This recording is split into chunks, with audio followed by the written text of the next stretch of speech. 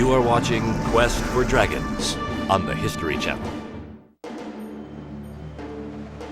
If you find enormous bones and giant footprints, it's easy to imagine a dragon. That's the likely assumption of prehistoric man. In China, it still happens.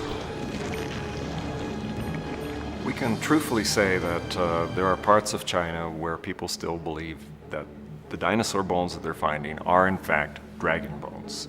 And we ran into one case where we were told that if we went up this hill over here and talked to this man, he was in fact somebody who collected dragon bones for medicinal purposes. And sure enough, he took us to a site up the hill where he got his dragon bones for medicinal purposes, and they were definitely dinosaur bones. The use of dragon bone in Chinese medicine is widespread. If you walk into a Chinese medicine shop, you can buy dragon bones. It's most important remedy. People have been using it for 1,000 years. So, to the Chinese people, the dragon is a reality. No question about it. Dragon bone remedies still haven't caught on in Western medicine. The use of dinosaur bones as dragon bones, it's probably not very healthy actually, because most dinosaur bones are in fact very heavily permineralized in China. And consequently, if you grind it up and use it as an aphrodisiac, it's probably not going to do you much good because it's mostly silica. Dragon bones might not work as an aphrodisiac, but even Western doctors admit the dragon itself gets the job done. Every 12 years, China sees a spike in pregnancies.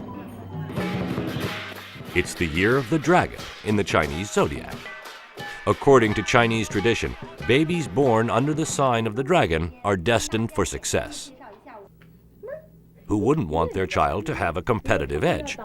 Besides, it beats being born in the year of the goat, or the monkey, the pig, or the rat. Officially, the dragon occupies position number 5 in the Chinese zodiac. Unofficially and popularly, the dragon is the most important creature of the 12 animals which represent the constellations, the astronomical constellations in the zodiac. Regardless of birthrights, the dragon symbolizes everyone in the Chinese race. Tradition teaches they're actually descendants of the dragon. This honor traces back 4,700 years to the reign of Huangdi, the Yellow Emperor, who is credited with bringing civilization to the world and inventing indispensables like writing and boat building. His life of achievement is rewarded. A dragon escorts him to heaven. This gesture cements the kinship between the Chinese and the dragon. But just how old is the dragon? This jade carving provides a clue. In 2003, Chinese archaeologists uncover it in the Liaohe River Valley of northern China.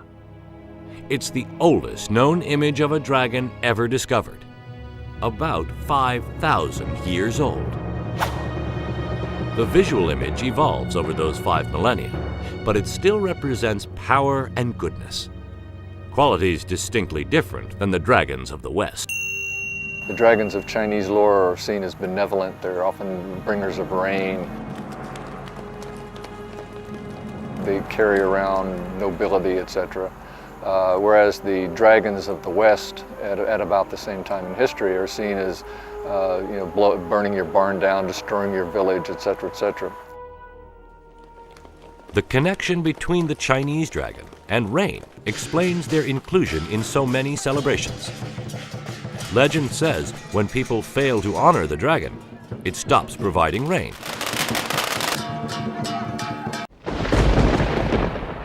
Or sends too much, causing floods.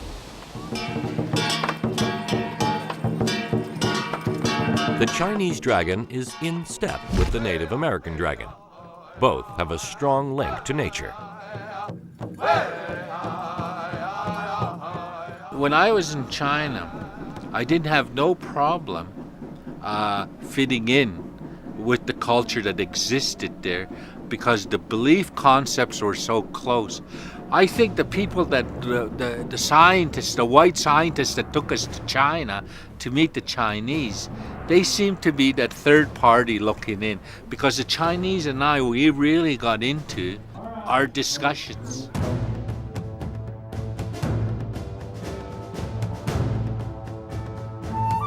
Like the Western dragon, the Chinese dragon has lethal fangs, impenetrable scales, and bird-like talons. But the Western dragon breathes fire, while the Chinese dragon breathes a heavy mist, known as Shang-Chi, literally the essence of life. The Chinese dragon is wingless, although it can magically fly and soar among the clouds, which is one of the reasons it is so revered by the descendants of the dragon. My family members, my kids, they love them. There's so many dragons out there to choose from, and I chose the Oriental dragon because of my heritage and for who I am. I am so happy with the end results of the tattooing that I have, with the dragons that I chose. My wife, we grew up together like this. She knew me with the tattoos on, and she married me with the tattoos. Jimmy Wong's dragons have 3 claws. That's not an accident, nor an artistic choice. It's respectful of millennia-old traditions. We see dragons with their claws stretched out, and what we usually don't pay attention to is the number of claws, but in the Chinese context, especially in the imperial period of Chinese history, you could actually lose your head if you wore, or if you had a dragon design on with the wrong number of claws. Imperial dragons, the dragons that symbolized imperial might, had 5 claws, and for anybody to have a robe or a depiction of a dragon with 5 claws, who was not the emperor himself, was highly dangerous, to say the least. Members of the imperial clan were allowed to have dragons with 4 claws, senior officials with 3 claws, and the 3-clawed dragon is the one that you see most often in common depictions. The number of dragon claws also features in the Chinese story of the Japanese dragon.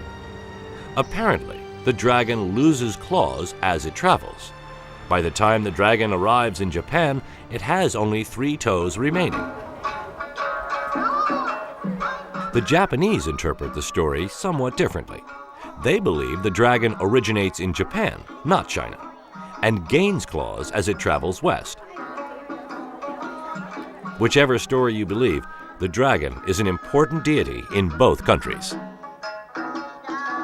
The dragon is perhaps one of the most common divine beings that we find in Japanese mythology and in religious literature. The dragon abides in a wonderful palace at the bottom of the sea. It's a palace full of gems and treasures, and some human beings can be taken to this palace to enjoy a life without time. And this is, for instance, the legend of Urashima Taro, a young fisherman who is taken to the Dragon Palace and marries the Dragon King's daughter. The Dragon King is also credited with fathering the first emperor of Japan. Today, emperors still trace their lineage back 125 generations to that son of a dragon. Dragon images are found everywhere in Japan. One of the most impressive structures is the Rinagi Temple in the city of Nikko. It dates to the 8th century when a powerful shogun, or general, has it covered with dragons to honor his birth in the year of the dragon. Countless carvings embellished in gold. Probably today, very few Japanese are aware of the religious symbolism of what they see around in shrines or temples. You will see dragons in ponds, or representations of dragons above ponds or above wells, because the dragon was thought to be the god of water. Because the dragon is a Japanese god, he can do anything, even appear on Earth in living flesh and blood. I think the Japanese believed that the dragon was some kind of real creature. So he was a god. So in that sense, like all other gods could appear. But there is more to dragons than religion.